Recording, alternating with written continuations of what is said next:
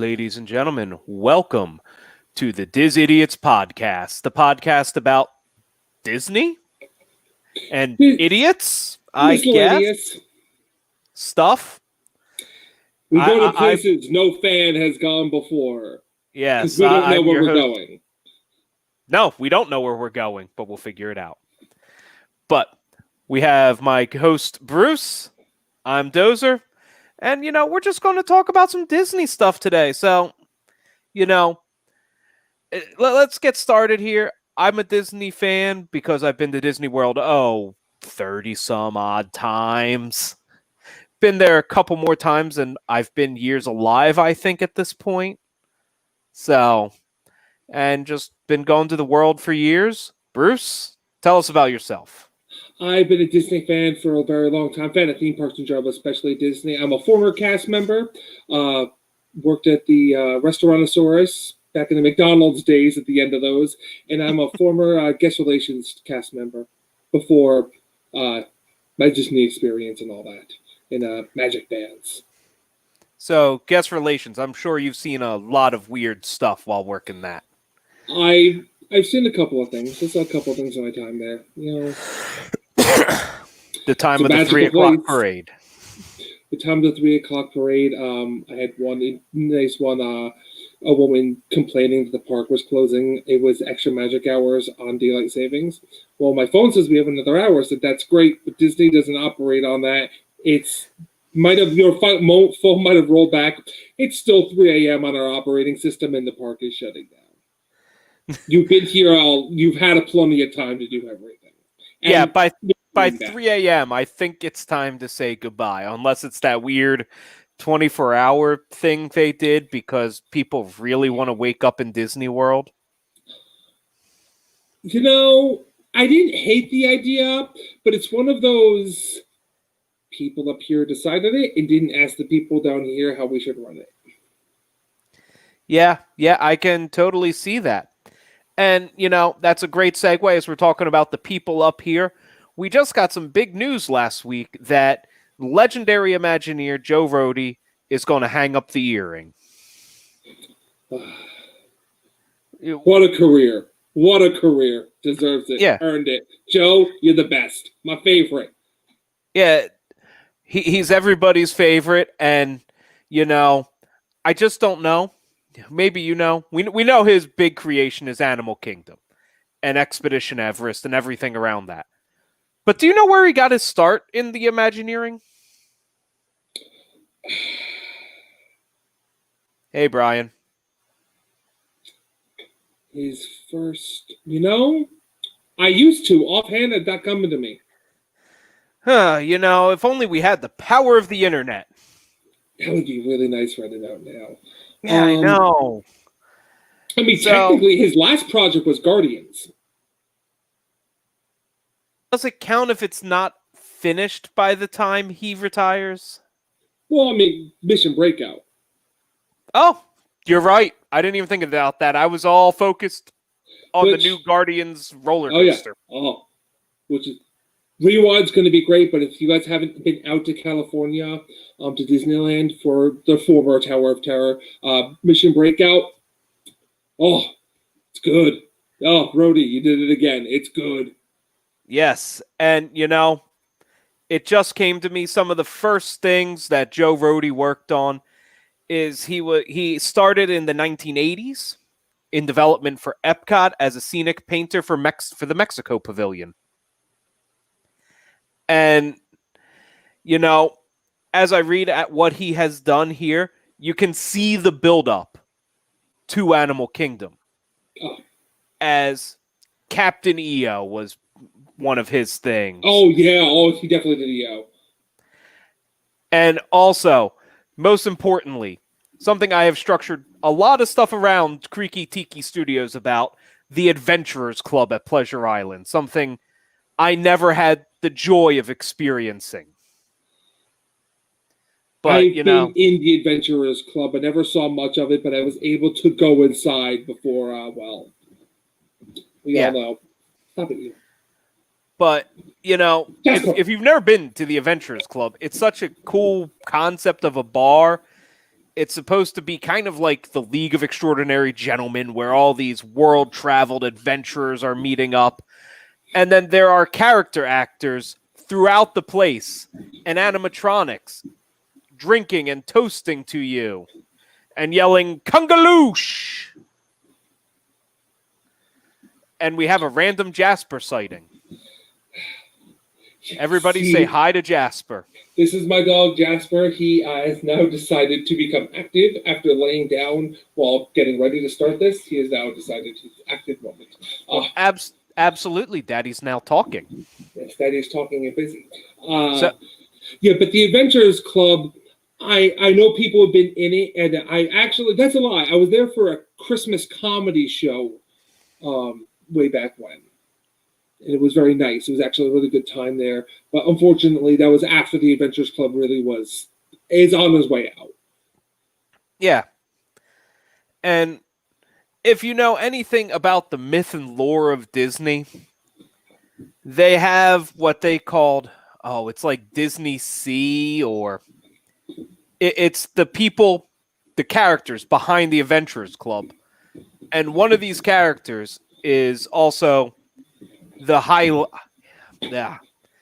main guy behind the Hightower Hotel in Tokyo Disney, and that is Harrison Hightower, which was modeled after Joe Rhode himself. Well, as people, for those of you who know, this is obvious information, Joe Rohde's a real world traveler. That's what makes him, that's why Animal Kingdom really appealed to him. This isn't in, there's actually a page going around for those who might be interested. Rohde's auctioning off some of the things he's collected over the years traveling around. I don't have that information. It's out there. You can find it. But that's why he is a world traveler. That's why when they need somebody, a world traveler with the look like Mr. Hightower, Rohde's the guy. Yeah.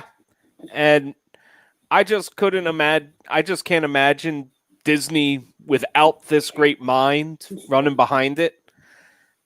It's hard because I think he's the last of the great named Imagineers. He is. Of the Justin Imagineer, he really is. There's other Imagineers out there who shall not be named because I don't know if we're allowed to. Tom Skaggs. But he's among the last of them. It's there's other Imagineers, obviously. We're not saying Imagineering's dead. Oh yeah. I do have somebody who works in Imagineering. I have a friend who works in Imagineering, so I'm not taking your job away. Don't worry. No, there's just plenty. There's an entire department of Imagineers, but the names that the general public knows. The big name people are now. They'll make it there, but it's now more of a team effort as opposed to your Marty Sklar's, your Joe Rohde's. Joe's in charge. Why? Well, we got to run it past Joe first, and then run it up the pipeline. Yeah. So, he's going to be missed. And I just hope by the time he retires, he can have a proper send-off. And hopefully, they find a very creative place to put a window for him. I'm sure they will. And if by some chance, Joe, Mr. Rhode, if you happen to be watching this, I know you couldn't get Betty fixed, but I salute you anyway, sir. It's been a pleasure. Yes. DAC is my home park. It's where I first started working, so always has a special place to me. And honestly, I hope he still continues his tradition of when he's in the area, going to Tiffin's and getting hammered. Definitely. He's retiring. He ain't going away. Yeah, because I've heard many of people who had an impromptu dinner with an Imagineer session because he just happened to be at whatever they call their lounge there. I forget what it's called, but it's the Tiffin's Lounge, and he was there so often, they named the drink after him. So that's high praise right there. Absolutely. Best restaurant on property, in my opinion. But my opinion doesn't really matter. But I will. I'd be careful. They have a lot of things on the menu that you wouldn't agree with. I know, but you know what? I gotta try it. I gotta do it. I may not like it at the end of it, but I gotta try it. For our viewers who don't know, Bruce really hates something from the sea that I will not name. But if you were to go back in time and ride 20,000 Leagues Under the Sea, You you'd might have get a a good glimpse idea. of it up close and in person. So, as we were getting ready for the show, doing the itty bitty amount of prep we did for this week, and hopefully we'll probably do more in the future because we'll need to know news. We're not just going to have the big news of Joe Rhode retiring every week. Hopefully. And Brian knows what it is. But since we're not going to have this big news, we'll probably prep more next week. But Bruce was telling me something that really grinds his gears. So we're going to launch into our brand new segment on our brand new podcast, What Grinds Bruce's Gears This Week? Okay, well, this one, for some of these may not be a big deal to me. It is, as you know, park hopping, huge at Disney. If you haven't ever been to Disney, there's certain levels of tickets. A park hopper ticket, you can go to multiple parks in one day. As you know, with everything that's going on, I ain't going to mention anything like that, but you really have to reserve tickets at a park. As at the beginning of the year, park hopping will be back again. However, there's a caveat with that. At Hollywood Studios, there might be a certain attraction that might have opened recently, maybe in Star Wars, Rise of the Resistance. It's very popular. You have to get, if you don't familiar, you have to get into loading groups. Well, when park hopping opens, you can start at Magic Kingdom, Epcot, Animal Kingdom, wherever, or Hollywood, and go to the other parks. Well, if you don't start your day and get one of the coveted tickets at Hollywood Studios, you park hop there from another park, Rise of the Resistance is off limits. You can't ride it because of the boarding group system, which I understand, but it grinds my gears. You built an attraction. You built a nice new attraction. It just feels a little unfair to me that you have to fight for it. Like people are right now fighting for new consoles, if you're into that. But you have to fight for it. And that doesn't feel as fair. I can't just stand in line 3, 4. Listen, yeah, maybe I'm there in line for 3, 4 hours. That's my prerogative. At a park that, while we don't really have live entertainment going as much right now, doesn't have that many things to necessarily attractions to ride and do. It just doesn't feel fair to me. It really irks me that you have to fight for it. I know what they're going for, and I know it's trying to make it fair. It burns me because that doesn't feel fair. That feels you're paying Disney as a cast member. In orientation training, people are paying a lot of money to be here. We need to know that and understand that and treat them as such. They're paying a lot of money for this ticket. It just feels a little unfair to me that they're not getting the full effect for it. I completely agree with that. People that are on our Facebook page, if you've been here a while, you know that this page was originally titled Disney, Playground of the Prepared. And, that is something that is very true. If you are prepared at Disney, you will have lots of fun. But it's something I have really begun to hate about Disney World because a lot of people they're going for the day. They don't know. Nobody wants to do hours upon hours of geeky research like presumably the 3 people watching this podcast. Shout out to all 3 of you. If you know. Will do. But the fact of making reservations for a theme park restaurant 180 days out seems absolutely bonkers to me when you think about it. You would never go to Six Flags expecting to make a dinner reservation at Papa John's 180 days out. That you may not even get. That's another thing. You may not even get restaurants. I've never eaten at Be Our Guest for a sit down. I've only eaten there because I may have it's my white whale, but I don't want to eat there because I hear it's mediocre. But you can't get it. It's frustrating. People are coming on vacation and they can't get it. And you have to fight for Ohana's. Take your pick. Even sometimes less popular restaurants. We went last year. Some of these reservations are tough to get. Now listen, you're always stuck. Trail's End's always there, and it's always delicious. I love Trail's End, baby. But sometimes it hurts. Sometimes and I agree with you. As much as I understand it and I like it, plans change. Things change. Attractions go down. Attractions come back up. Absolutely. And it's one thing to have to make a reservation at, say, Monsieur Paul's, which is, small, intimate, fine dining at Epcot, where they already have 32 other restaurants. It's another thing to have to do this for 2 restaurants geared towards families in the Magic Kingdom, which is the most family-friendly, most popular park there is. Not to mention special events that are run in the parks that now add another layer of getting into it. Yeah, and a couple times a year. I can't stand that. We could do a whole episode on my dislike of Fast Pass. Oh, we need to do a whole episode on just like a Fast Pass. Oh, that's going to be good. Because, but that's another day. But, so, I don't know, because I haven't been. I've only read little bits here and there. How do these boarding groups work for Rise of the Resistance if for some reason we have one of our 3 guests here has not had a chance to ride it yet?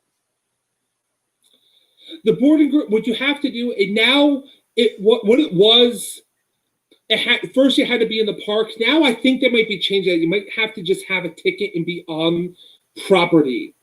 But you have to go in, sign into the My Disney. I believe it's the My Disney Experience, and try to get to sign into a boarding group. A boarding group gives you essentially, essentially, if you will, a fast pass, if you will. It gives you a time to come back and then you'll ride the attraction. Now I know I'm not. If any of you are cast members that have worked on this watching, I know it is a lot of work that's been put into this. It's basically an 18-minute attraction that starts in the queue. I know, and I haven't been yet. I had a chance to go and I didn't. Maybe I should have. Well, whatever. I know it's good, and I know it's worth it, and I know it's excellent. We have to go to a boarding group, and you have to fight to get into it. And basically, you may not get a board. And if you don't get a boarding group, people are going to Hollywood. They didn't get a boarding group. They left the park. Everyone's leaving the park, going, "Okay, well, I've done everything else, so guess we'll go to a different. Guess we'll go home or when you can to a different park now." I do know that you can sometimes ask guest relations to help you if they can, but that's never a guarantee. And do not flood guest relations. Please don't do that. I am not telling you to do that.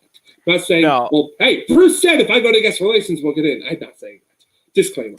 Legal warning.